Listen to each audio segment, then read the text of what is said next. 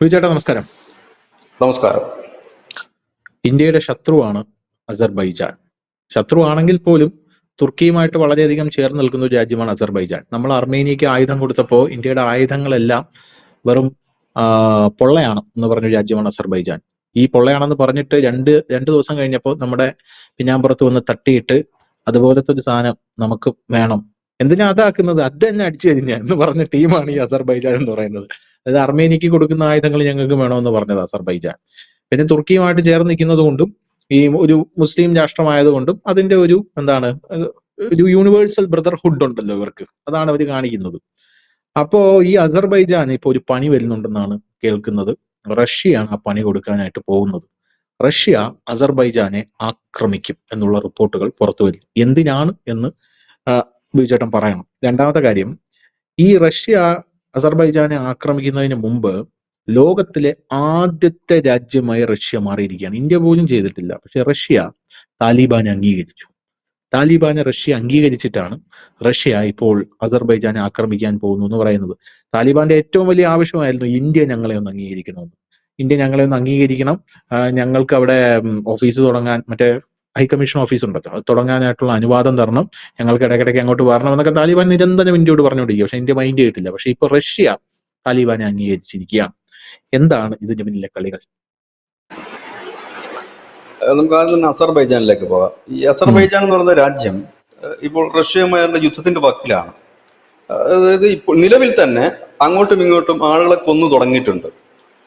ഇത് ഒരു വല്ലാത്ത രീതിയിലേക്ക് അത് മാറിക്കഴിഞ്ഞിരിക്കുന്നു. അതിന്റെ കാരണം പറഞ്ഞു തരാം. ഇവർ തമ്മിൽ നേരത്തെ തൊട്ട് തന്നെ അത്ര സുഖകരമായ ഒരു പോക്കായിരുന്നില്ല. അതായത് വ്ളാഡിമിർ പുടിനും ഈ അസർബൈജാന്റെ പ്രസിഡന്റ് ഇൽഹാം അലിയേവി, ഈ അലിയേവി വന്നതിന് ശേഷം അതൊരു തികഞ്ഞ ഒരു ഇസ്ലാമിക രാജ്യം പോലെ പോവുകയും ആ ഒരു തരത്തിലേക്ക് കാര്യങ്ങൾ നീങ്ങുകയും ഒക്കെ ചെയ്തുകൊണ്ട് പോകുന്ന ഒരു രീതിയായിരുന്നു. പക്ഷെ യാദൃശ്ചികമായോ ഇനി അങ്ങനെ അല്ല, യാഥാർത്ഥ്യമായിട്ടാണോ അറിയില്ല, 2024 ഡിസംബറിൽ അസർബൈജാന്റെ ഒരു വിമാനം വടക്കൻ കിർഗിസ്ഥാനിൽ തകർന്നു വീഴുന്നു. ഒരു പാസഞ്ചർ വിമാനമാണ്, ആളുകൾ യാത്ര ചെയ്യുന്ന വിമാനം. 67 പേരുണ്ടായിരുന്നു, 38 പേര് അതിൽ കൊല്ലപ്പെട്ടു.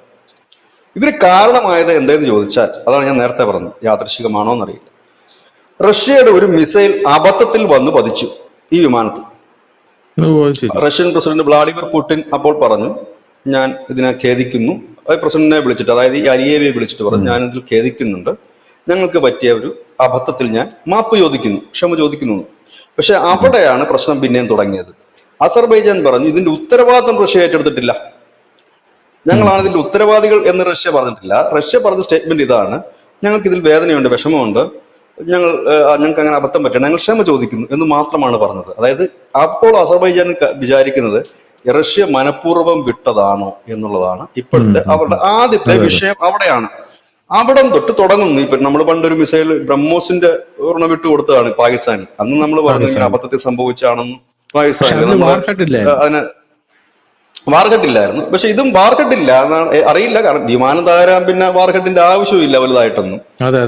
പറന്നുയർന്നൊരു സാധനമാണ് അത്. 38 പേര് മരിച്ചുപോയി, ഉത്തരവാദിത്വം ഏറ്റില്ല. അവിടെ തുടങ്ങുന്നു ഇവരുടെ അടി.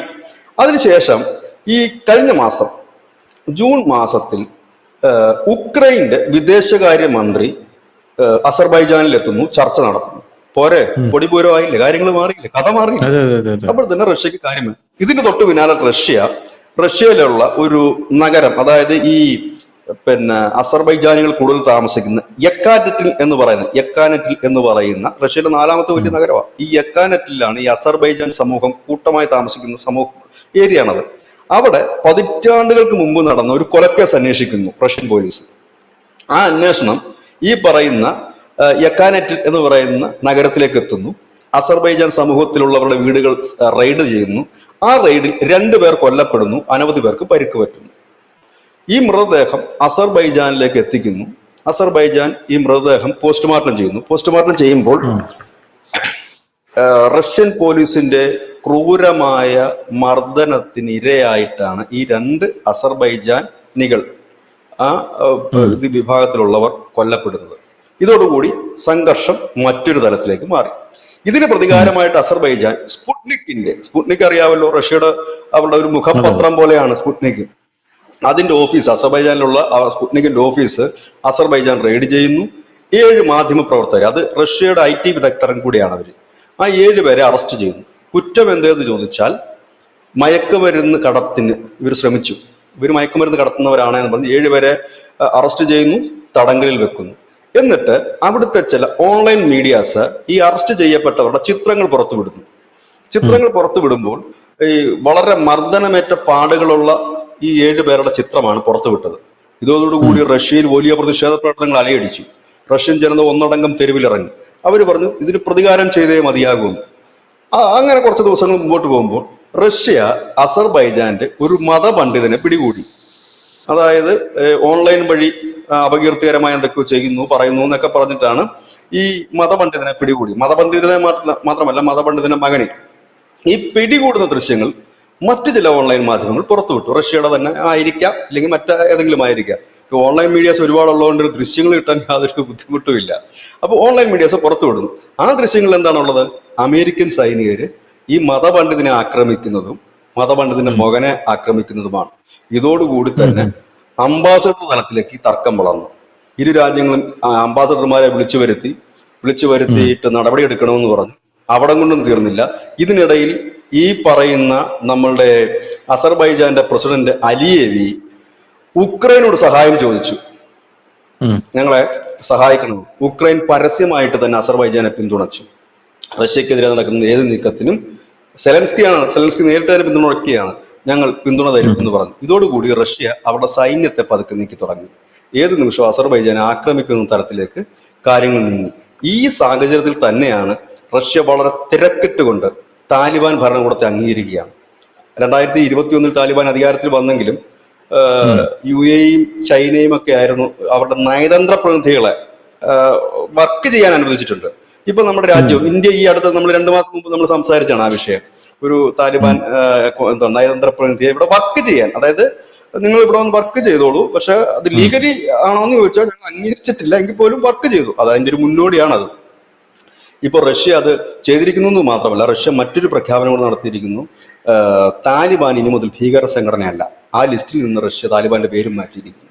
കാരണം താലിബാനും അസർബൈജാനും അടുത്തടുത്ത് സ്ഥിതി ചെയ്യുന്ന രാജ്യങ്ങളാണെന്ന് നമുക്ക് അറിയാം. അതായത് അടി വന്നാല്, അതായത് അടിയുടെ ഒരു പെരുമഴ കാലം തന്നെ ആയിരിക്കും അവിടെ നടക്കാൻ പോകുന്നത്. അതുകൊണ്ടാണ് ധൃതി പിടിച്ചിട്ട് എന്താണ് പറയുന്നത്, ഈ താലിബാനെ അംഗീകരിക്കുകയാണ് പെട്ടെന്ന് റഷ്യ. ഈ ഒരു സാഹചര്യത്തിലേക്ക് അസർബൈജാൻ പോകുന്നു. അസർബൈജാൻ ഒരു ചെറിയ രാജ്യമാണ് എങ്കിൽ പോലും അവർ അത്യാവശ്യം അർമേനിയയുമായിട്ട് ഏറ്റുമുട്ടി നല്ല എക്സ്പീരിയൻസ് ഉണ്ട്. അർമേനിയയുമായിട്ട് ഇടയ്ക്കിടയ്ക്ക് ഏറ്റുമുട്ടും. ഈ ഒരു സാഹചര്യം മുന്നിൽ കണ്ടുകൊണ്ടാണോ ഇന്ത്യ അർമേനിയക്ക് ആയുധങ്ങൾ വലിയ രീതിയിൽ ഇപ്പോൾ കൊടുത്തതെന്ന് ഒരു സംശയം ഉണരുന്നുണ്ട്. സ്വാഭാവികമായി അത് സംശയിച്ച കുറ്റം പറയാൻ പറ്റില്ലല്ലോ. കാരണം ഈ ഒരു ഉടക്ക് തുടങ്ങിയിട്ട് കുറച്ച് നാളായി. അതുകൊണ്ട് റഷ്യ ഏത് നിമിഷവും ചിലപ്പോൾ അറ്റാക്ക് ചെയ്യും. ആ സമയം നോക്കി അർമേനിയക്കും വേണമെങ്കിൽ, കാരണം അതിർത്തി പ്രശ്നമാണത്, സ്ഥലങ്ങൾ ഒരു സ്ഥലത്തെ ചൊല്ലിയുള്ള തർക്കമാണത്. അതിനു വേണ്ടിയിട്ട് ചിലപ്പോൾ അർമേനിയം ഈ അവസരം മുതലെടുത്തുകൊണ്ട് അടിക്കാനും സാധ്യതയുണ്ട്. അതുകൊണ്ട് അത് മുൻകൂട്ടി കണ്ടുകൊണ്ടാണോ ഇന്ത്യ അർമേനിയക്ക് മുൻകൂട്ടി ആയുധങ്ങൾ ഇപ്പോൾ നൽകുന്നത്? ബ്രഹ്മോസ് അടക്കം കൊടുക്കുന്നുണ്ടെന്നുള്ളതാണ് വാർത്തകൾ പുറത്തു വരുന്നത്. അർമേനിയക്ക് ഇത് നൽകുന്നത്. ഈ ഒരു സാഹചര്യം അവിടെ നിൽക്കുന്നു. അതായത് വേറൊരു രീതിയിലുള്ള ഒരു വലിയ സംഘർഷാവസ്ഥ അവിടെ നിൽക്കുന്നു. ഇവിടെയും ഇന്ത്യ കാഴ്ചക്കാരാണ്. ഈ രണ്ടാമത് ധനുഷ് ചോദിച്ചൊരു ചോദ്യത്തിലേക്ക് വന്നു കഴിഞ്ഞാൽ, നമ്മൾ താലിബാനെ അംഗീകരിക്കുമോ എന്ന് വെച്ചാൽ അതിനുള്ള സാധ്യതകൾ ഇപ്പൊ കൂടിയിരിക്കുകയാണ്. ഇപ്പൊ UAE, ചൈന ആ ലിസ്റ്റിലേക്ക് ഇന്ത്യയും വന്നു കഴിഞ്ഞിരിക്കുന്നു. അവരുടെ നയതന്ത്ര പ്രതിനിധികൾ നമ്മുടെ രാജ്യത്ത് പ്രവർത്തിക്കുന്നുണ്ട്. അപ്പോൾ സ്വാഭാവികമായി തന്നെ ഇനി അടുത്ത ഒരു സ്റ്റെപ്പ്, ഇപ്പൊ നമ്മൾ ഓപ്പൺ ആയിട്ടാണ് നമ്മൾ അവരുമായിട്ട് സംസാരിക്കുന്നത്. അവരുടെ മന്ത്രിമാര് ദില്ലിയിൽ വരുന്നു. ഈ ഓപ്പറേഷൻ സിന്ദൂർ സമയത്ത് അവരുടെ ഒരു മന്ത്രി ഇവിടെ വന്നിരുന്നു. ആ മന്ത്രി ചെറിയ മന്ത്രിയല്ല, ഈ ഇറാനുമായിട്ട് ഉള്ള കണക്ഷനുള്ള, അതായത് ഇറാന്റെയും ഒക്കെ കൂടെ കാര്യങ്ങൾ നോക്കുന്ന ഒരു മന്ത്രി കൂടിയായിരുന്നു വന്നത്, ഇവിടെ വന്നിരുന്നു. അതുപോലെ തന്നെ ഇപ്പോൾ താലിബാനിലെ പല നേതാക്കളും, ഇപ്പൊ താലിബാന്റെ നേതാക്കൾ എന്ന് പറയുമ്പോൾ ഇപ്പൊ ഭരണത്തിലിരിക്കുന്ന പല നേതാക്കളും ട്രീറ്റ്മെന്റിനായിട്ടൊക്കെ ഇപ്പം ധാരാളം ഇന്ത്യയിൽ വരുന്നുണ്ട്. ഇപ്പൊ ഇന്ത്യ അവരുടെ വിസ ഇളവ് ചെയ്ത് കൊടുത്തിട്ടുണ്ട് അവിടെ ഈ ട്രീറ്റ്മെന്റിന് വരും. കാരണം പാകിസ്ഥാനികൾക്ക് ഇപ്പൊ വരാൻ പറ്റില്ല. ആ ഒരു സ്പേസിലേക്ക് ഇപ്പൊ അഫ്ഗാനികൾക്ക് അത് തുറന്നു കൊടുത്തിട്ടുണ്ട്.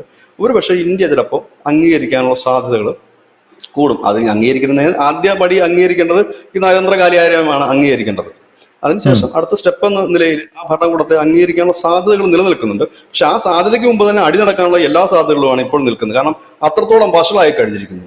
കാരണം ഈ 2 രാജ്യങ്ങൾ, അസർബൈജാനും റഷ്യയും തമ്മിലുള്ള കാര്യങ്ങൾ അപ്പാടെ വഷളായി കഴിഞ്ഞു. അത് നേരത്തെ ഉണ്ടായിരുന്ന ഇവർ തമ്മിലുള്ള അകൽച്ച, ആ അകൽച്ചയ്ക്ക് ആക്കം കൂട്ടുന്ന ചില സംഭവങ്ങളാണ് ഞാൻ നേരത്തെ സൂചിപ്പിച്ചത്. ഈ പറയുന്ന വിമാനം തകരുന്നു, വിമാനം തകർന്നതിന് തൊട്ടു പിന്നാലെ തന്നെ ഈ ഉക്രൈന്റെ വിദേശകാര്യമന്ത്രി ഈ പറയുന്ന അസർബൈജാനിലെത്തുന്നു. അതിനുശേഷം അസർബൈജാൻ വംശജർ താമസിക്കുന്ന റഷ്യയിലെ സക്കാറ്റി നഗരത്തിൽ റെയ്ഡ് നടക്കുന്നു. 2 അസർബൈജാനികൾ കൊല്ലപ്പെടുന്നു. തിരിച്ചിവിടെ 7 റഷ്യയുടെ മാധ്യമപ്രവർത്തകരെ അസർബൈജാൻ തടവിലാക്കുന്നു. അതിന് തൊട്ടു പിന്നാലെ അസർബൈജാന്റെ മതനേതാവിനെ പൊക്കി അകത്താക്കുന്നു. അപ്പോഴേക്കും സിവിലിയന്മാർ കൊല്ലപ്പെടുന്ന നിലയിലേക്ക് 2 രാജ്യങ്ങൾ മാറിക്കഴിഞ്ഞിരിക്കുന്നു. അപ്പോഴത്തേനത് അംബാസഡർ തലത്തിൽ നിന്നും മാറി. ഇപ്പൊ അതിനിടയ്ക്കാണ് സെലൻസ്കിയുടെ പരസ്യമായ പിന്തുണ അസർബൈജാൻ. എന്ത് വേണം ചെയ്തോ ഞാനുണ്ടെന്ന്. പുള്ളി തന്നെ അടികിട്ടി ചിപ്പം കെട്ടി കിടക്കുകയാണ്, എന്ത് ചെയ്യണമെന്ന് അറിയാതെ. ട്രംപ് പോലും ആയുധം കിട്ടാൻ കിടക്കുന്നത്. ആ അവസരത്തിലാണ് പുള്ളിയുടെ ഒരു പിന്തുണയോടെ മേടിച്ചിരിക്കുന്നത്. ഈ ഒരു സാഹചര്യമാണ് അവിടെ നിൽക്കുന്നത്. ഈ ഇങ്ങനെ നിൽക്കുന്ന സമയത്താണ് റഷ്യ വളരെ പെട്ടെന്ന് തന്നെ ഈ താലിബാനെ അംഗീകരിക്കുക. ലോകത്തെ ആദ്യത്തെ രാജ്യമാണ് റഷ്യ. ഈ താലിബാനെ അംഗീകരിക്കുന്ന ലോകത്തെ ആദ്യ രാജ്യമാണ്. വേറെ ഒരു മുസ്ലിം രാഷ്ട്രങ്ങൾ പോലും താലിബാനെ അംഗീകരിച്ചിട്ടില്ല. അവിടെയാണ് ഈ പറയുന്ന റഷ്യ അവരെ ഔദ്യോഗികമായി അംഗീകരിക്കുന്നത്. അപ്പോഴാണ് ഞാനൊരു സത്യം കൂടെ മനസ്സിലാക്കുന്നത്. പാകിസ്ഥാൻ ഇതുവരെ താലിബാനെ അംഗീകരിച്ചിട്ടില്ല, താലിബാൻ ഭരണകൂടത്തെ. അതാണ് അതിനകത്തൊരു വേറൊരു കൗതുകകരമായ കാര്യം. ഏതായാലും ഈ ഒരു രീതിയിലേക്ക് അത് വളർന്നു വന്നിരിക്കുന്നു എന്നുള്ളതാണ്. അതായത് ഒരു യുദ്ധം ആസന്നമായിരിക്കുന്നു. ഒരുപക്ഷെ അസർബൈജാൻ, പക്ഷെ അതും ഈ വലിയ രീതിയിൽ നീണ്ടുപോകുന്ന ഒരു യുദ്ധമൊന്നും അവിടെ നടക്കാനുള്ള സാധ്യതകൾ ഒന്നുമില്ല. ഒരുപക്ഷെ ഒരു വലിയ പേടിപ്പിച്ചിട്ട് അവിടെ നിർത്തുമായിരിക്കും. ഇല്ല എങ്കിൽ ചിലപ്പോൾ ചെറിയ അറ്റാക്ക് നടത്തി റഷ്യ അത് നിർത്തും. അതിനുള്ള സാധ്യതകളേ ഉള്ളൂ.